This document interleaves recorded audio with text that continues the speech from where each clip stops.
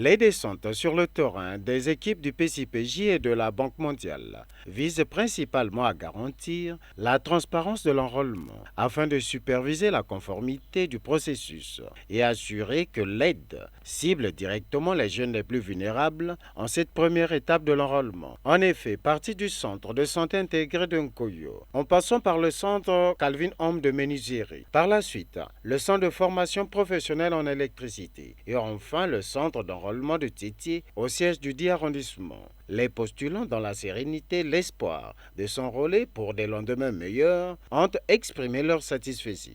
Ça me fait si plaisir parce qu'ils ont organisé les métiers gratuits. Ça va nous arranger, nous tous, de passer. Je voudrais avoir exercé un commerce pour pouvoir subvenir à mes besoins, aux besoins de ma famille. Et c'est une très grande joie déjà parce qu'il y a plusieurs jeunes aujourd'hui qui n'ont pas vraiment d'emploi, qui n'ont pas vraiment de soutien déjà.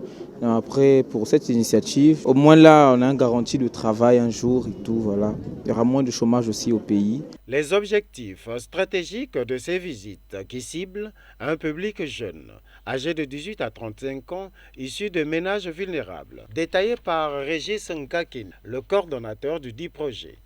La vulnérabilité des jeunes a été vérifiée. On peut à ce moment-là organiser la formation.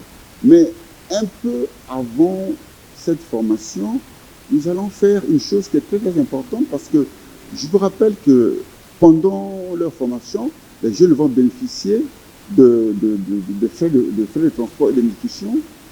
Et après leur formation, ils vont bénéficier d'une subvention. La rente a permis à la Banque mondiale et le PCPJ de se rendre compte du bon déroulement de l'enrôlement dans les sites retenus dans la ville de Pointe-Noire, ce qui aura pour conséquence l'enrôlement qui donnera lieu à la formation d'un certain nombre de jeunes, d'autant plus qu'ils seront retenus dans 22 filières et 5 000 jeunes bénéficieront de ces subventions. Voilà pourquoi la formation permettra aux jeunes de subvenir à leurs besoins les jours à venir et se prendre en charge dans leur vie les jours qui viendront. Voilà pourquoi cette formation vient à point nommé mettre les jeunes en effervescence par cette formation qui sera entièrement financée par la Banque mondiale en connivence avec le PCPJ et bien entendu le gouvernement congolais. Depuis le siège du 3e arrondissement Tiétié pour le compte de MCRTV,